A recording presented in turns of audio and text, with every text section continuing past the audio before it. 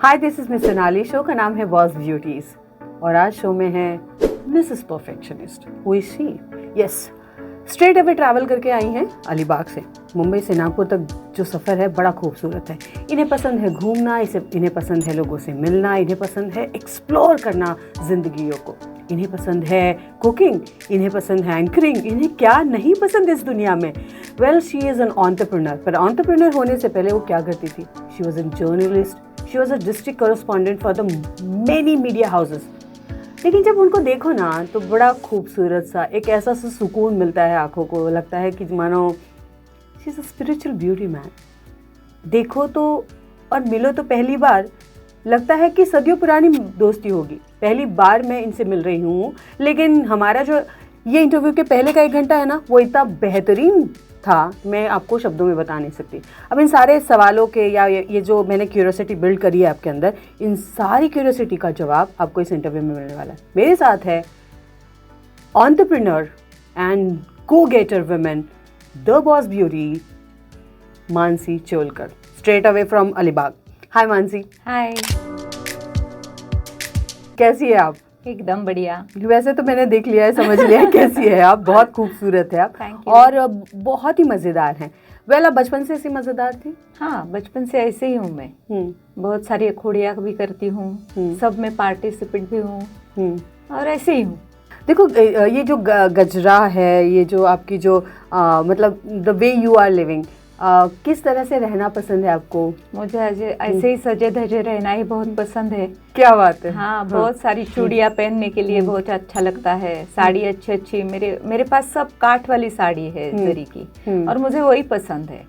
और ऐसे बालों में गजरा वगैरह लगाना तो मुझे बहुत पसंद रहता है। वाह, मुझे मोगरे के फूल बहुत पसंद है। हाँ, मुझे पर्सनली बहुत अच्छे लगते हैं। उसकी जो सुगंध होती है, खुशबू होती है, वो बहुत ही खूबसूरत लगती है और कितना क्यूट लगते हैं ना। वैसे आपका फेवरेट फ्लावर कौन सा है? गुलाब अच्छा लगता है मेरे को, मोगरा अच्छा लगता है, जाई का गजरा अच्छा लगता है। और स्पेशली हमारे यहाँ अलीबाग में वेणी बनती है शेवंती की, वो मुझे बहुत पसंद है। अच्छा, बताओ ना अलीबाग के बारे में। अब नागपुर में और अलीबाग में क्या डिफरेंस है, किस तरह से अलग है? और आप तो इतने सारी जगह पे घूमी भी है, राइट? मतलब being media correspondent, district correspondent for multiple medias, बहुत जगह जगह घूमे हैं आप। यस।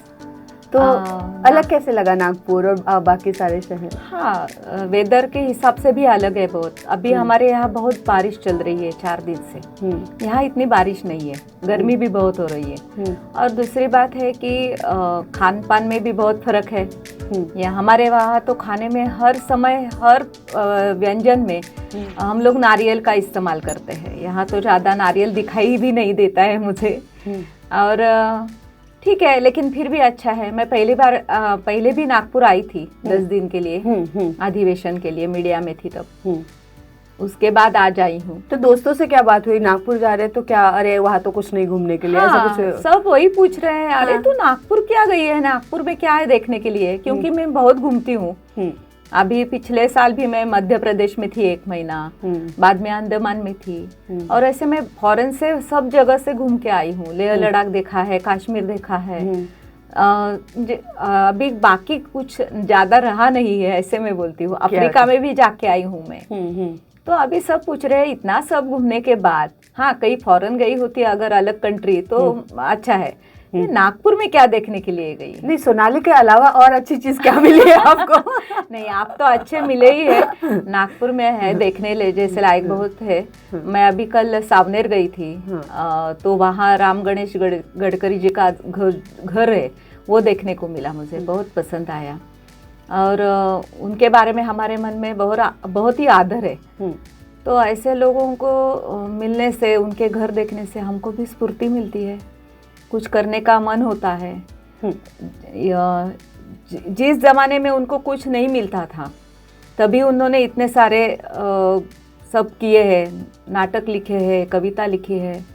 और आज तो हम लोगों के पास बहुत सारे कुछ इतने चीज़ें हैं कि हम लोग बहुत कुछ कर सकते हैं।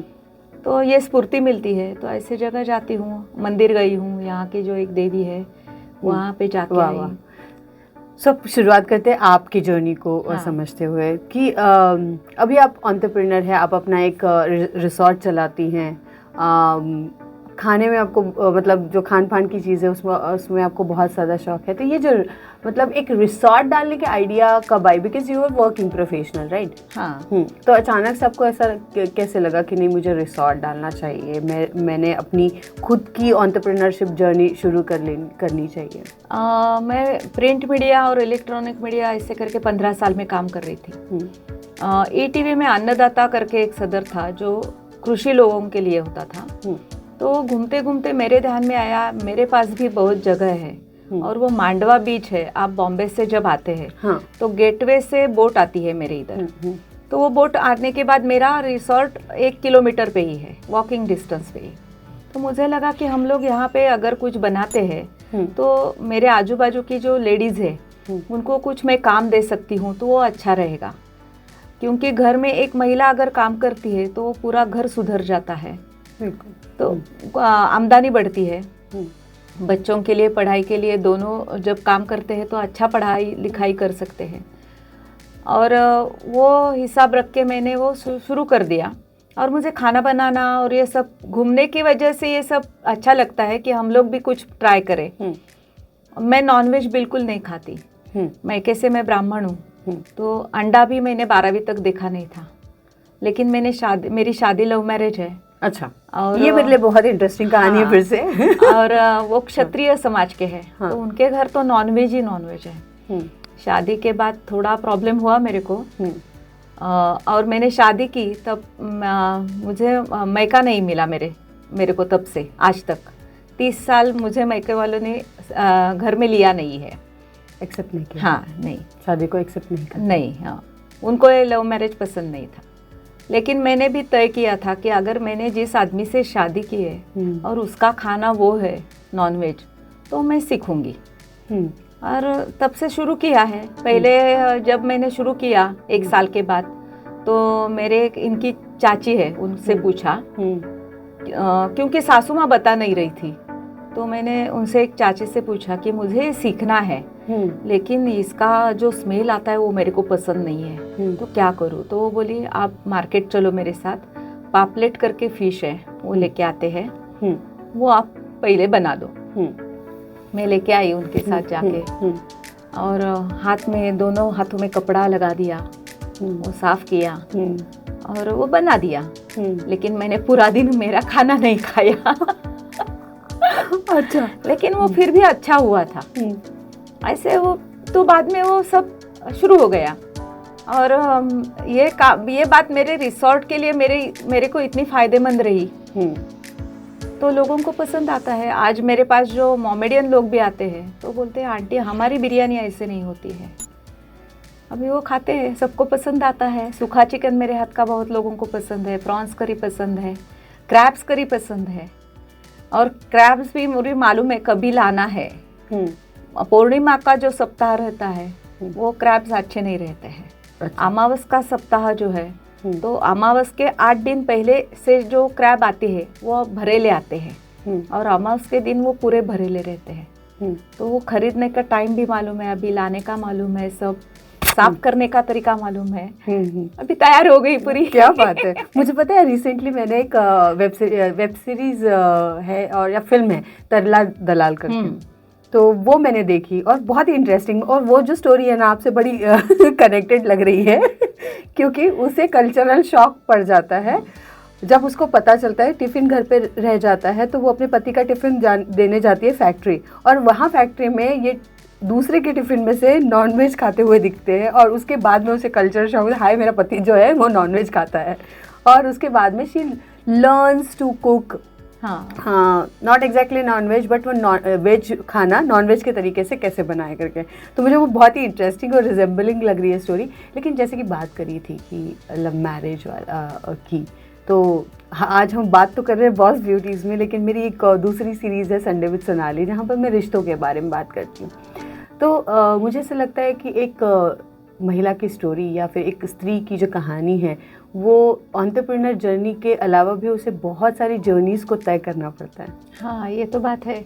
मेरी शादी होने के बाद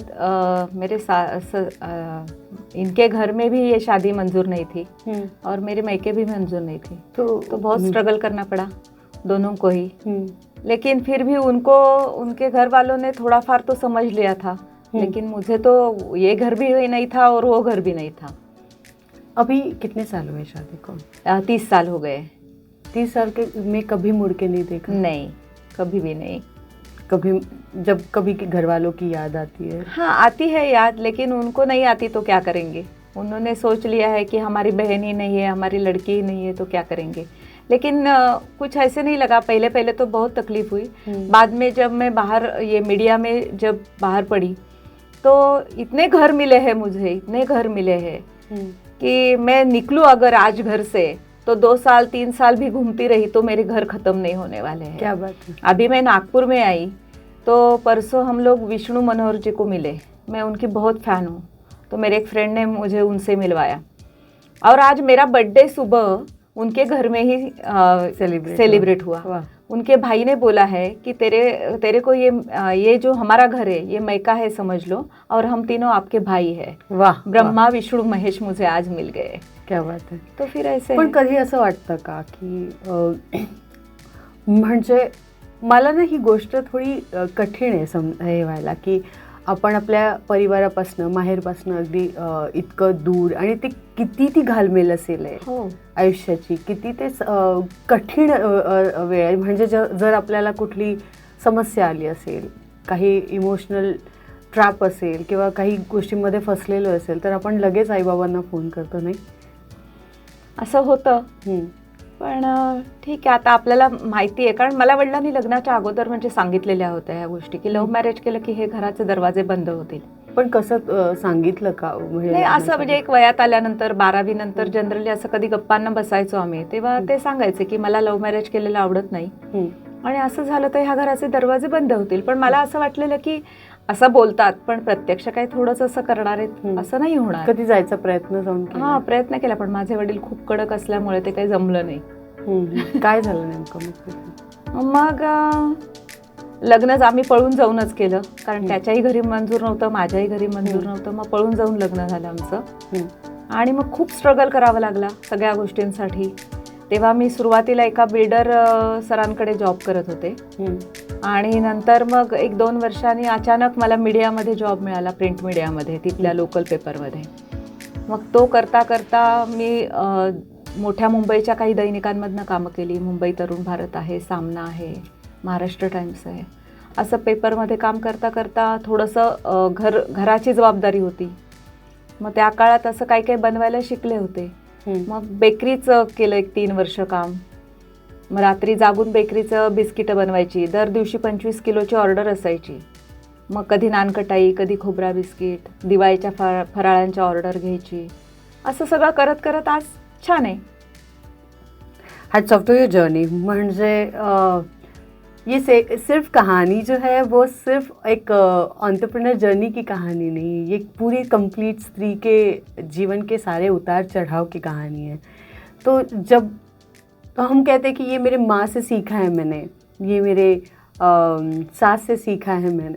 आप क्या कहती है कि जब आपने सीखा है कोई चीज़ है खाना बनाने की, जो ये है वो किससे आई है आपको? मेरे पापा भी अच्छा खाना बनाते थे, मम्मी भी अच्छा खाना बनाती थी. मेरे पापा मेरी चोटियाँ भी अच्छी बनाते थे और रोटी भी अच्छा बनाते थे. या दिवाली में मम्मी जब करंजी बनाती थी तो पापा वो सब उसके साथ काम करते थे. और पापा मेरे पूजा बनाने के लिए जाते थे लोगों के घर, पूजा करने के लिए. तो वहाँ पे हमारे यहाँ क्या श्रद्धा है कि पूजा का प्रसाद गुरुजी ही बनाएंगे. तो उनके साथ मैं भी जाती थी. तो प्रसाद का काम मेरे पास था. पहले पूजा का थोड़ा सा तैयारी करनी थी और बाद में पूजा प्रसाद जो है वो मैं बनाती थी. तो उसमें हमारा प्रसाद सत्यनारायण का शिरा रहता है, वो शक्कर वाला, गुड़ वाला. कृष्ण जन्माष्टमी जब रहती है तब मूंग का हलवा रहता है, या मूंग का लाडू रहता है, या पोहे के अनेक प्रकार रहते हैं. हाँ. तो ऐसे सब वो बनाने तब से ही शुरू है, 5वीं से लेकर. और हमारे यहाँ ज़्यादा तो पारंपरिक पदार्थ बनाने के लिए मेरे को भी पसंद है, क्योंकि मम्मी से वही मैं खाती आई हूँ. और नॉनवेज का जो है वो मेरे ससुर जी से मैं थोड़ा फार सीखी हूँ. वो बहुत अच्छा खाना बनाते थे. तो मुझे लगता है कि थोड़ा सा इधर उधर से। और दूसरी मेरी अभी क्या है कि सीखने की आदत है बहुत। एक आध मैंने ठान ली ना कि ये चीज़ मुझे सीखनी है, तो मैं कुछ भी करके उस रात में सोती नहीं। हाँ। लेकिन वो पूरा होने तक मेरे को चैन नहीं पड़ता है। वैसे मैं जब घूमने जाती हूँ ना, तो उधर के शेफ के साथ पहली दोस्ती बनाती हूँ। अच्छा। हाँ, ऐसे मेरे बहुत सारे दोस्त हैं। तो उनको बाद में फिर मैं टच में रहती हूँ, और ये कैसे बनाते हैं, वो कैसे बनाते हैं, आप मसाले क्या यूज़ करते हैं, ग्रेवी कैसे बनाते हैं, ऐसे सब थोड़ा फार जान लेती हूँ। थोड़ी पुस्तक पढ़ाई करती हूँ, और बाद में वो प्रयोग सब घर पे चलते हैं। क्या बात है। लेकिन वो बनता है, पर भगवान से मेरे पास आशीर्वाद का आशीर्वाद है कि हाँ, बड़ा कि वो बनता ही है बढ़िया, कि उसमें कुछ प्रॉब्लम अभी तक ऐसे नहीं हुआ है कि मैंने सब बनाया और फेल हुआ है। वो बनता ही है। राइट।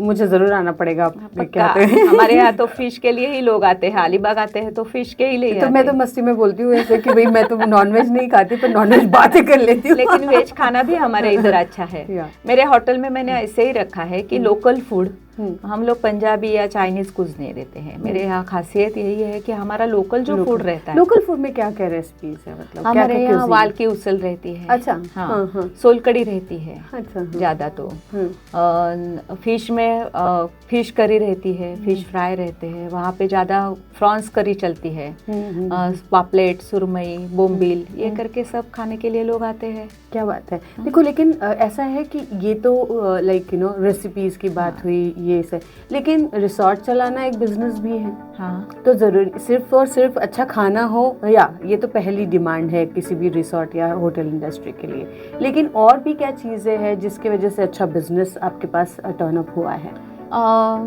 मेरा जो फार्म है वो 2 एकड़ में है, और वहाँ पे मैंने सब सारे लेडी स्टाफ की वजह से बहुत लोगों को वो अच्छा लगता है, क्योंकि लेडी जितना केयर करती है ना, अपने घर जैसे संभालती है, क्लीन वैसे ही रखती है, तो लोगों को वो पसंद आता है बहुत। और मैं एक बार कुर्ग गई थी, तो वहाँ पर मैंने एक चेस बोर्ड देखा बड़ा वाला, और वैसे वहाँ के फोटो निकाल के मैंने वो लाए, मेरे एक फ्रेंड से वो सब स्टैचू बनवाए, और वो चेस बोर्ड मैंने मेरे होटल में बनवाया। अच्छा।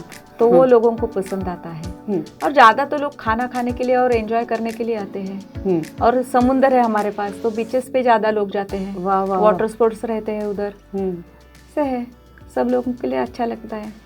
लेकिन इस जर्नी से पहले आपकी जर्नी एक शुरू हुई जो कि मीडिया कॉरेस्पॉन्डेंट की, उसके बारे में बताइए। क्या चैलेंजेस, किस तरह से मतलब आई नो, जैसे कि हम बात कर रहे थे, और चूँकि हम दोनों मीडिया से हैं तो हम भली भांति जानते हैं कि उनके चैलेंजेस क्या होते हैं। लेकिन हाँ, मैं ज़्यादा एंटरटेनमेंट इंडस्ट्री में रही हूँ, रेडियो इंडस्ट्री में रही हूँ, लेकिन आप जो है वो एक्चुअल न्यूज़ इंडस्ट्री में रही हैं, ऑन ग्राउंड रही हैं। जो ओबी वैन्स शहरों के रिपोर्टर्स को, जर्नलिस्ट को मिलते हैं, वो आपके पास में फैसिलिटी अवेलेबल नहीं होती थी, लेकिन पूरा डिस्ट्रिक्ट आपको कवर करना होता था। किस तरह के चैलेंजेस, किस तरह का सफ़र रहा है? एकदम अलग। प्रिंट मीडिया का एक्सपीरियंस अलग है और इलेक्ट्रॉनिक मीडिया का एक्सपीरियंस अलग है। ETV से मेरी शुरुआत हुई इलेक्ट्रॉनिक मीडिया की। रामोजीराव सर ने बहुत सपोर्ट किया, और वैजयंती आप्टे मैडम की वजह से मैं ETV में आई। तो पहले तो मालूम नहीं था कि क्या क्या करना है, बाद में मालूम पड़ा। लेकिन 2 व्हीलर से मैंने पूरा डिस्ट्रिक्ट घूम के न्यूज़ बनाए हैं। और चैलेंजेस तो रहते ही है, लेकिन कभी प्रॉब्लम नहीं आया। सब डिस्ट्रिक्ट ने मुझे इतना अच्छा साथ दिया। एक लड़की ये काम कर रही है बोल के, लेकिन स्ट्रगल तो करना ही पड़ता है। मैं कभी कभी अलीबाग से महाड़ जाती तो 3 घंटे लगते थे 2 व्हीलर से। और एक बार ऐसे ही 6 दिसंबर का अपना अंबेडकर जी का वहाँ पे चौदार तले जो है, वहाँ का एक का शूटिंग करके मैं वापस आ रही थी। तो वो दिन भर के प्रोग्राम के बाद मुझे आने के लिए बहुत देर हुई। रात को 1-1:30 बजे मैं स्कूटर से आ रही थी। तो हमारे यहाँ के SP वहाँ से जा रहे थे, और उन्होंने, एक पुलिस ने बताया SP साहब को, आपने देखा मानसी मैडम कैसी अभी कितने बजे है, अकेली जा रही है। वापस गाड़ी आई उनकी मेरे पास, मानसी जी क्या चल रहा है? बोली कल मुझे ये स्टोरी भेजनी है तो मुझे वापस आना ही है ना। ऐसे तो बोले चलो मेरे गाड़ी में। मैं बोली नहीं नहीं, ऐसे नहीं आ सकती, मेरी गाड़ी फिर कहाँ रखेंगे। तो दूसरे दिन मुझे बुला लिया ऑफिस में और बोले ये क्या चल रहा है, अगर आपको कुछ हो गया तो मालूम है हमको कितना प्रॉब्लम आएगा। ऐसे सबको डर लगता था, लेकिन अच्छा था, सब जगह जाती थी, अच्छा लोगों ने साथ दिया, न्यूज़ बनाती थी वहाँ। तब तो अभी का मीडिया और हमारा मीडिया, वही मैं पूछने वाली थी कि बहुत अभी तो सब इजी है, सहूलियत है। हाँ, मतलब वन गो आप इंटरनेट की फैसिलिटी से आपके फाइल्स भेज सकते हैं, लेकिन उस वक्त का कैसे था? अभी तो अभी का मीडिया मोबाइल पे शूटिंग करते हैं, व्हाट्सएप पे चला जाता है, इंटरनेट पे चला जाता है, इंटरनेट। तब तो मेरे पास कैमरा भी अलग, मुझे कैमरा कभी मालूम नहीं था। हाँ, तो पहले ही मैंने ईटीवी के ऑफिस में बताया आपको कैमरा लेना पड़ेगा, तो वो 360D कैमरा, अब ये सब मालूम ही नहीं था। तो हम लोगों ने सब, मैं तब केबल का काम करती थी, लोकल न्यूज़ चैनल का, तो हमारे पास जो कैमरे थे वो लोकल के थे, ये 360D वगैरह मालूम ही नहीं था। तब मैंने 1 लाख का पहला 360D का कैमरा लिया था, तो वो पूरा डिस्ट्रिक्ट के कैमरामैन देखने के लिए आए थे। अच्छा, कि क्या 360D कैमरा है। लेकिन वो खाली 1 साल के लिए ही बताया था ऑफिस ने, क्योंकि बाद में वो छोटा कैमरा आया, छोटे कैसेट वाला, वो लेना पड़ा मुझे। बाद में वो कैमरा लिया मैंने, और वो सब कैसेट जब मैं शूटिंग करके लाती थी तो खुद शूट करते थे? हाँ, खुद शूट करती थी। हाँ। और वो स्टोरी कैसे भेजते थे, फैक्स से स्टोरी जाती थी, राइटअप हमारा, और शूटिंग जो कैसेट रहती थी वो एक तो कुरियर से भेजने वाली थी, और नहीं तो मैं अलीबाग से मांडवा की बोट से बॉम्बे जाती थी वो कैसेट, फिर नरीमन पॉइंट ऑफिस में वो कैसेट जाती थी। एक्चुअल हमारा जो सहारा का ईटीवी का मेन ऑफिस अंधेरी या गोरेगांव है, महाराष्ट्र रिपोर्टर के लिए, और बॉम्बे के जो रिपोर्टर रहते हैं उनके ऑफिस नरीमन पॉइंट पर रहते हैं। लेकिन मुझे दोनों ऑफिस में न्यूज़ देने के लिए परमिशन थी, मेरे दोनों जगह एडिट होते थे स्टोरी। तो बोट से वो जल्दी जाते थे, अगर कुछ अर्जेंट है तो वो बोट से भेजती मैं कैसे, तो नरीमन पॉइंट से वो कोई आदमी आके लेके जाता था और स्टोरी में फैक्स करती थी। ये सब अभी भी मैं जब याद करती हूँ तो आधा, अरे बाप रे, हाँ कितना हम लोग, अभी तो इजी सब चल रहा है, कुछ पता ही नहीं चलता है। हमको ये कैमरे का बड़ा बैग लेके घूमना पड़ता था, सब स्टैंड, माइक, ये सब साथ में लेके घूमते थे हम लोग।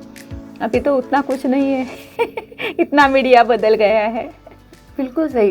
लेकिन फिर जैसे बाढ़ में या मतलब आप कहानी बता भी रहे थे ऑफ कैमरा कि किस तरह से आप 16 दिन बाहर रही। हाँ, वो क्या हुआ, 26 जुलाई का जो महाप्रलय आया, उस टाइम सुबह पहले दिन 2 दिन पहले मैंने जो स्टोरिया बनाई थी उसकी कैसेट देने में सुबह 4 बजे कुरियर वाले को भेजने सुबह 4 बजे कुरियर वाला जाता था मेरे, तो 4 बजे वो कैसेट देने के लिए जाना पड़ता था।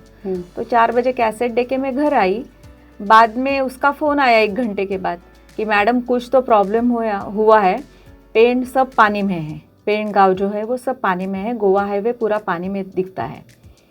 मैंने जानकारी ली तो कोई बता रहा था कि हेटौने धरण जो डैम है वहाँ का बड़ा, उसको कुछ प्रॉब्लम आया है, वो फूटने वाला है या टूटा है, उसकी वजह से वो सब पानी में बाढ़ आई है। ऐसे करते करते मैं जो वहाँ से निकली अलीबाग से 6 बजे निकली मैं, और वड़खड़ पे आई 1 घंटे में। आने के बाद देखा तो पूरा पानी था सब जगह। बाद में हम लोगों ने वो इस्पात कंपनी के ट्रेलर रहते हैं ना, बड़े ट्रक, उनको मनवा लिया, एक ट्रक को, कि नहीं हमको जाना है, मुझे पेंट देखना है कि क्या एक्चुअल हुआ है। वो कन्विंस किया कि वो बाढ़ के परिक्षेत्र में आपको जाना है, वहाँ उस एरिया में जाना है। और पुलिस लोगों को भी मनवाया, एक्चुअल पुलिस भेजते नहीं थे, लेकिन मैं बोली मुझे देखना है क्योंकि मुझे ऑफिस से सब देना है ना। ऐसे करके हम लोग पेंट तक गए। बाद में मैं वो डैम पे गई, तो डैम को कुछ प्रॉब्लम नहीं हुआ था, खाली वो ओवरफ्लो हो गया था। लेकिन वहाँ का सब सिचुएशन देख के ऐसा लगा अगर अब भी कुछ हो गया तो घर में मेरा बाल भी नहीं मिलने वाला है। तभी ऊपर से मैंने एक बार घर को फ़ोन कर दिया कि मैं ऐसे सिचुएशन पे हूँ, अभी मालूम नहीं क्या होने वाला है, लेकिन अभी ऐसे चल रहा है। और तब तक एक न्यूज़ आती रहती थी कि दासगांव में दरड़ आई है, नीचे उसके नीचे सब लैंडस्लाइड, जुई गांव में वहाँ पे महाड़ में हुआ है, रोहा में हुआ है, ऐसे बहुत सारे न्यूज़ आते थे। कोंकण रेलवे का ट्रैक बह के गया था, तो मैं एक गांव में जाके वो देखा और मैंने फ़ोनो किया सहारा, तब मैं सहारा में थी, तो फ़ोनो किया 2 बजे के न्यूज़ के लिए कि कोंकण रेलवे का ट्रैक पूरा बह गया है, अभी एक 1.5 महीना ये ट्रेन नहीं शुरू होने वाली है। तो मेरे ऑफिस में मेरे सर को कोंकण रेलवे से फ़ोन गया कि आपका रिपोर्टर झूठी बातमी दे रहा है, ऐसे नहीं होता है, वो 8 दिन में शुरू हो जाएगा, ये क्यों ऐसे बता रही है कि 1.5 महीना नहीं चलने वाला है। तो सर का मेरे को फ़ोन आया कि ऐसे ऐसे हो गया। मैं बोली सर इतनी यहाँ पे परिस्थिति इतनी बेकार है कि ये होने वाला नहीं है, चलो चैलेंज लेती हूँ मैं, अगर 8 दिन में उन्होंने कर दिया तो मेरा आप जो भी बोलेंगे वो मुझे मंजूर है, मैं जॉब छोड़ दूंगी अगर आपको ऐसे लगता है तो।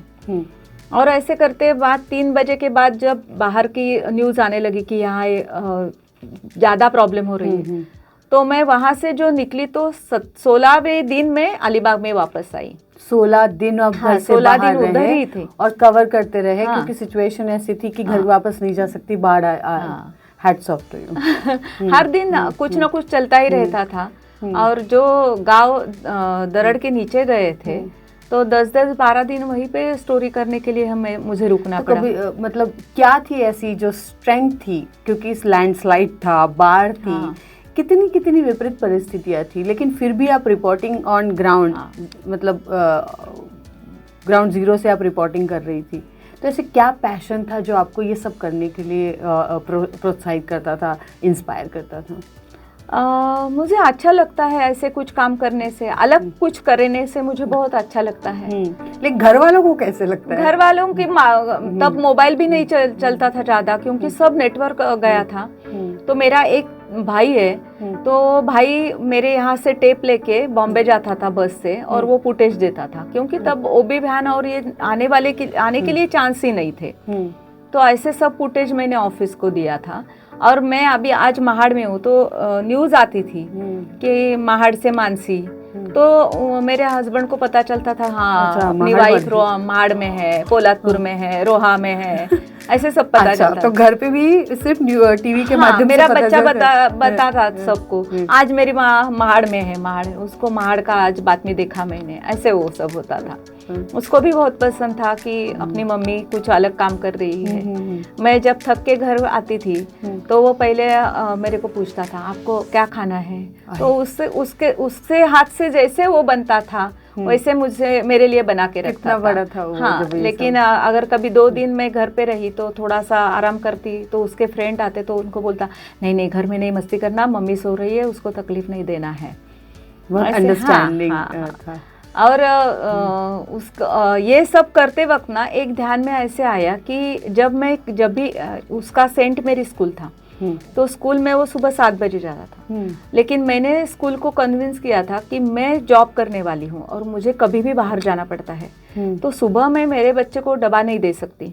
तो मेरी बाई जो है वो 9:30 बजे उसका डब्बा लेके आएगी, क्योंकि वो 8 बजे आएगी, उसके बाद डब्बा बनाएगी, वो लेके आएगी। तो स्कूल ने परमिशन दिया था मुझे। तो कभी कभी मैं भी रहती घर पे तो 10 बजे उसको गरम गरम डब्बा लेके जाती थी। तो एक बात देखने को मिली कि सब बच्चे ऐसे खाना खाने के लिए बैठते थे, किसी के डब्बे में बिस्किट है, किसी के डब्बे में केक है, तो फरसाण है, ये देख के बहुत बुरा लगता था। क्या यही रीज़न है कि आपने एक और भी मूवमेंट शुरू की है कि टिफ़िन कैसा होना चाहिए? हाँ, बच्चों तो ये का मेरे को बहुत बुरा लगता था। और जब भी कभी मेरे बेटे को डब्बा देती थी तो बाद में वो हर एक दिन के बाद वो रो के आता था, मेरे को डब्बा मिला ही नहीं, सब मेरे फ्रेंड ने ही खा लिया, क्योंकि वो गरम गरम मिलता था। फिर मैं 6-6 7-7 लोगों को डब्बा देने लगी उसको। अच्छा, हाँ, कि चलो उनको भी खिलाओ, आप भी खाओ, ऐसा होने लगा।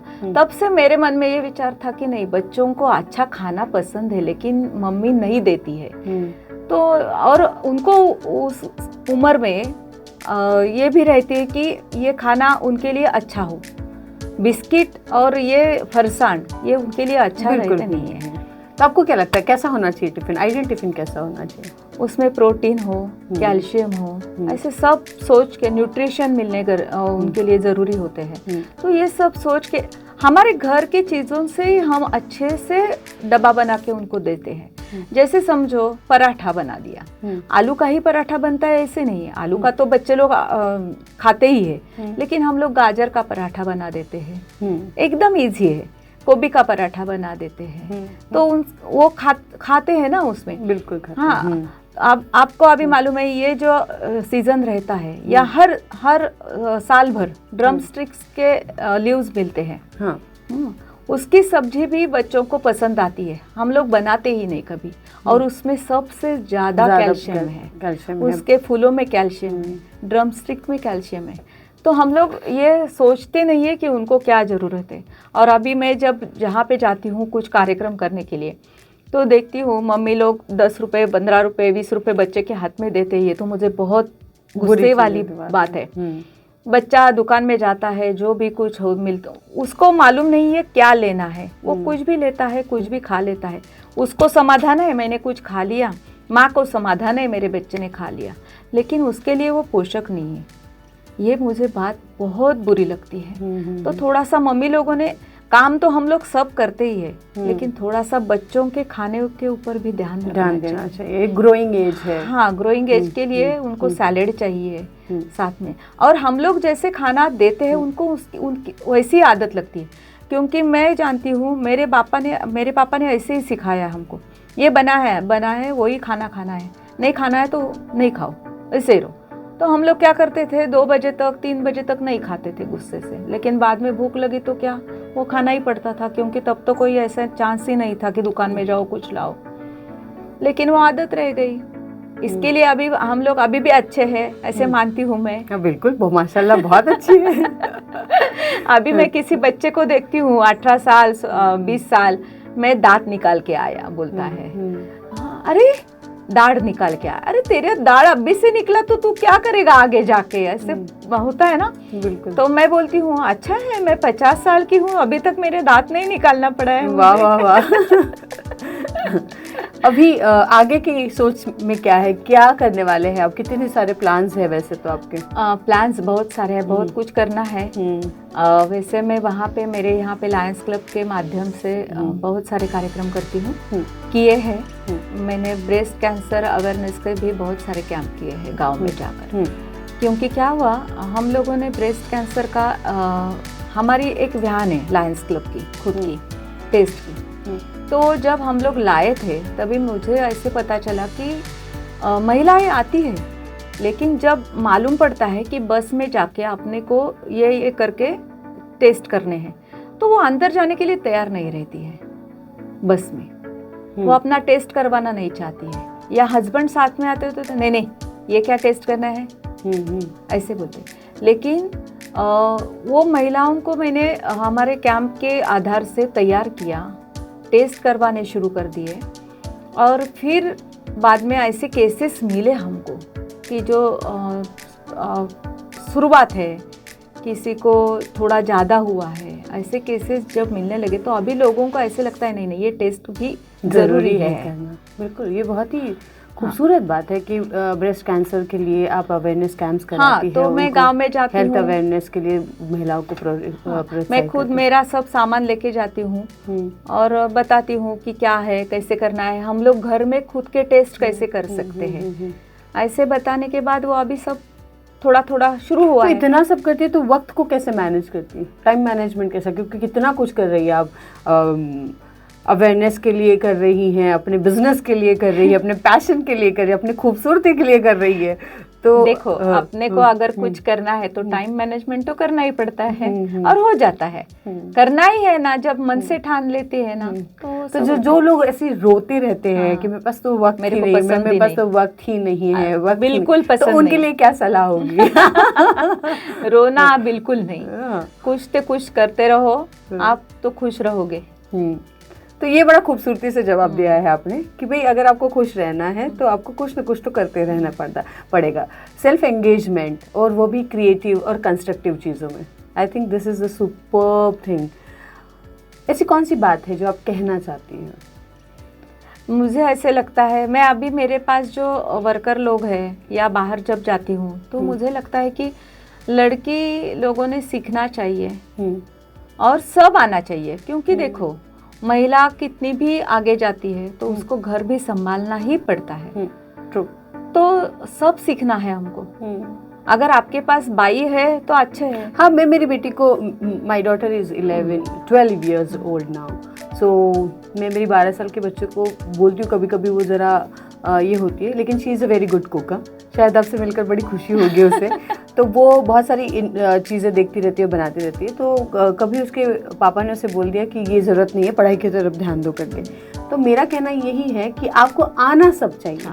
करना है कि नहीं करना है वो बाद में देखा जाएगा, लेकिन आना आपको सब चाहिए, क्योंकि घर की स्त्री ही पूरा घर संभालती है। हाँ हाँ, और ज़रूरत पड़ने पर आप सेल्फ सफिशिएंट होना चाहिए। आपके पास बाइया है, आपके पास सब कोई है, ठीक है, लेकिन जब ज़रूरत पड़े तो आपको वो काम आना चाहिए, मालूम चाहिए। अगर कोई नहीं आए तो उस दिन और अपने पास वो काम करना है तो ऐसे नहीं होना चाहिए कि ये मुझे आता नहीं है, अभी क्या करूँ, ऐसे नहीं होना चाहिए। बिल्कुल। मेरे होटल में भी वही कंसेप्ट है। मेरे सब बाई लोगों को ये सिखाया है कि सब बाई को सब काम आने चाहिए। ऐसे नहीं होना चाहिए। अभी मैं खाली मेनू बता देती हूँ, सब तैयारी करके रखती है। आज ये बिरयानी है, इतने लोगों के लिए बिरयानी है, वेज इतनी है, नॉन वेज इतनी है, वो सब तैयारी करके रखती है। इतनी वो तैयार हो गई है। पहले तो मुझे उनसे रोटी का आटा कैसे बुनना है वो भी सिखाना पड़ा मुझे। गूंथने के लिए भी हाँ, क्योंकि वहाँ पे ज्यादा तो भाकरी चलती है राइस की। हमारे यहाँ तो ज्यादा भाकरी राइस की रहती है, तो लोगों को वो आती है, लेकिन गेहूं की चपाती नहीं आती है। तो गेहूं का आटा गूंथने के लिए भी उनको सिखाना पड़ा मुझे। लेकिन अभी सब इतनी तैयार हो गई है, बहुत अच्छा, कुछ प्रॉब्लम नहीं आता है। और खाने में भी वैसे ही रखा है, सीजन हमारे यहाँ के सीजन में अलग अलग सब्जियाँ मिलती है, तो वैसे ही मैंने खाने में रखा है वेज वालों के लिए। फरवरी से लेकर मई महीने तक हम लोग फणस की सब्जी देते हैं। क्या बात कर रहे हैं? काजू की सब्जी देते हैं। अरे वाह वाह, मैं फणस की बिरयानी भी बनाती हूँ। क्या बात है। मुझे बहुत पसंद है फणस। मुझे और मेरी बेटी को कटहल बहुत ज़्यादा पसंद है। और कटहल बिरयानी मैं भी ट्राई करती हूँ, बनाती हूँ, पर कैसे बनती है वो आप बताइएगा मुझे। खाने वाले कहते हैं अच्छी बनती है। और कटहल मेरी वीक पॉइंट है, कटहल, ड्रम स्टिक्स, ये मुझे बहुत पसंद है। तो ये तो बात पक्की है कि जब मैं आऊँगी तो मेरे लिए स्पेशल मेनू पक्का है। हम लोग कटहल का महोत्सव बनाते हैं। अच्छा। यानी कि एक दिन का सुबह का खाना जो रहता है, उस दिन हम लोग पूरे सब्जी में, पूरे थाली में जो भी आइटम है वो सब में कटहल रहता है। तो सब में मतलब क्या? कटहल का अचार रहेगा। हाँ, कटहल की कोशिम्बीर रहेगी। अच्छा, कटहल की कोशिम्बीर भी बनती है? कटहल की सब्जी रहेगी। ऐसे सब में कटहल रहेगा। आम महोत्सव बनाते हैं हम लोग। तो सब आम के आइटम होते हैं। आम की चटनी होती है, आम की कड़ी होती है, आंबा मोदक रहता है, या आंबा करंजी रहती है। ऐसे सब में आंबा रहेगा आपको। ऐसे बनाते हैं और लोगों को पसंद है सब। क्या बात है।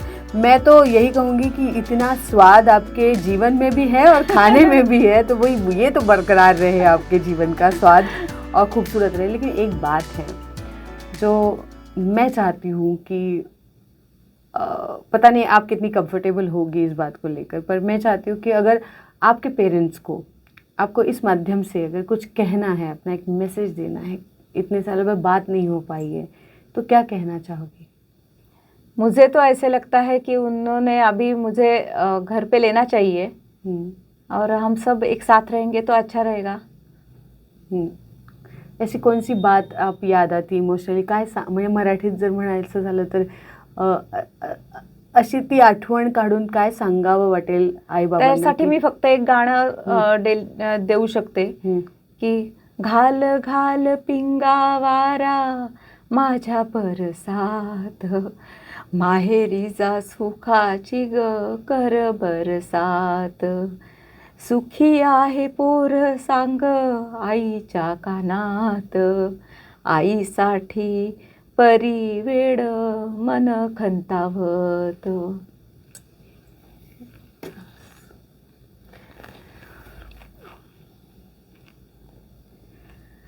देखते आगे क्या होता है, मालूम नहीं. देखिए आप इतनी आपने रुला दिया पर मुझे जब ऐसा लगता है कि मैके की याद आ रही है तो ये गाना सुनती हूँ और रो देती हूँ. पर उन पेरेंट्स को भी मेरा कहना है कि बच्चों के सुख के साथ आप अपना मतलब सुख बांट सकते हैं और उनके साथ मतलब आपके ईगो से बड़ा उनका सुख नहीं है. उनका सपोर्ट मिलता तो ज़्यादा अच्छा रहता ना. ऐसे लगता है हर जगह. और मुझे नहीं लगता कि अपने पसंद के व्यक्ति से शादी करना कोई गुनाह तो नहीं है. और आज भी ये सोच जो है वो भारत में बहुत ज़्यादा है, कई हद तक थोड़ी थोड़ी तो कम हो रही है। अब पेरेंट्स थोड़े से लेकिन मैं बताती हूँ अभी के लड़कियों को, आपको लव मैरिज करनी है ज़रूर करो, लेकिन अपने पापा मम्मी को दूर करके मत करो, क्योंकि उनका सपोर्ट तो चाहिए अपने को। बाद में फिर ऐसे लगता है कि अरे मैंने ये गलती तो नहीं कर दी। आपको कभी लगा ऐसा? हाँ, होता है ना, कुछ ऐसे कुछ घटनाएं होती है कि ऐसे लगता है अरे अरे मैंने पापा की बात सुननी चाहिए थी, ऐसे होता है। लेकिन चलो अभी हो गया सब।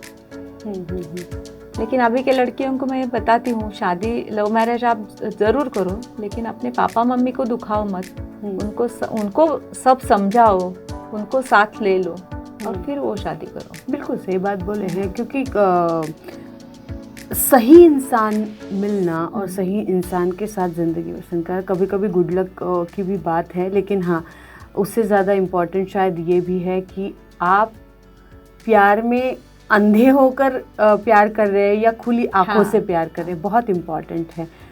अभी ठीक है, सब हो गया, अभी अच्छा लगता है तो कुछ नहीं, अगर इसमें कुछ बुरा हो जाता तो फिर प्रॉब्लम ना। आपके पति के बारे में बताइए कि वो कैसे है, कैसी पर्सनालिटी, कौन सी बात है कि जो अब उनकी तरफ आकर्षित हुई इतनी? हम दोनों एक्चुअल एक नाटक में मिले, एक साथ काम किया और तभी हमारा ये प्यार का सब हो गया चक्कर।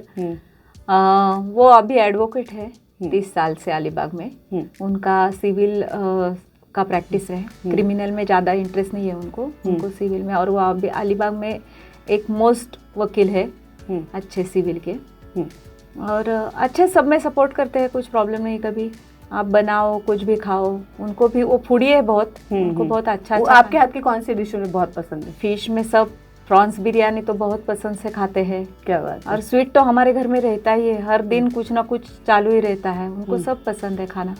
क्या बात है। हर दिन सुबह ऐसे होते हैं कि वो क्या खाने वाले हैं, उनको नाश्ते में भी 3-4 प्रकार लगते हैं, खाने में भी अलग रहता है, सुबह का शाम को नहीं चाहिए, शाम को अलग चाहिए। क्या बात है। ऐसे तो he is a lucky man to have such a beautiful wife and beautiful chef at home. क्या बात है। बेटा भी मेरे जैसे ही है, उसको भी खाना बनाना पसंद है, फूडी भी बहुत है, खाना भी पसंद है। मैं पूर्णिमा का उपवास करती थी, तो पंचामृत बनाते हैं ना, तो अभी हम लोग कितना बनाते हैं, एक पेला भर। हाँ, तो वो बोलता था नहीं मुझे बड़ा लोटा बना दो। उसको बहुत पसंद रहता था। इडली खाने बैठेगा तो भी बहुत एकदम मन भर के खाएगा। क्या बात है। पूरी कहानी से तो भाई एक ही बात पता चल रही है, लोगों कहते हैं ना कि आपके दिल का रास्ता खाने पेट से होके गुजरता है, तो ये परफेक्ट स्टोरी है। बड़ा मजा आया आपसे बात करके, बहुत ही खूबसूरत लगा। और you are ultimately Boss Beauties का जो ये हमारा पॉडकास्ट है, उसके लिए आप परफेक्ट फिट है। So thank you so very much for coming and you know choosing me to getting here, और यहाँ आकर इतनी खूबसूरत बातचीत करने के लिए बहुत बहुत शुक्रिया। आपसे मिलने के बाद आपको एकदम अच्छा लगा, क्योंकि मैं नागपुर में आई और नागपुर आने के बाद ये होने वाला है मालूम नहीं था इंटरव्यू, लेकिन हो गया, अच्छा लगा, आपसे मिलके भी अच्छा लगा। Thank you so very much. So she is Mansi Cheulkar. खूबसूरत बात है और बहुत सारे इमोशन के अलग अलग रंग है ना, लेकिन इन सारी चीज़ों में अगर खूबसूरत बात और टेक अवे अगर मुझे कुछ लगा तो वो लग रहा है कि इमोशंस को, हर चीज़ को खूबसूरती से निभाना कितनी इम्पॉर्टेंट बात है। इम्पॉर्टेंट बात ये भी है कि आपके अस्तित्व के लिए बहुत ही ज़्यादा सिंप्लीफाइड वे में आप उसे काम करते हैं। वो एक विनोबा भावे का बहुत ही खूबसूरत ये भी है, चरे वेती यानी चलते रहो तो आपको मंजिल मिलती जाएगी। ये खूबसूरत उदाहरण उसी चीज़ का है। और मैं यहाँ पर पूर्ण विराम लगाती हूँ इस इंटरव्यू के लिए, लेकिन हाँ, अगले पॉडकास्ट सीरीज़ में मिलेंगे। बाय देन आपको इसे देखना है, आप इसे लाइक कर सकते हैं, शेयर कर सकते हैं, और हाँ, चैनल को सब्सक्राइब ज़रूर कर सकते हैं। चैनल का नाम है फीमेल प्लानिट और पॉडकास्ट सीरीज़ का नाम है Boss Beauties. Thank you so very much.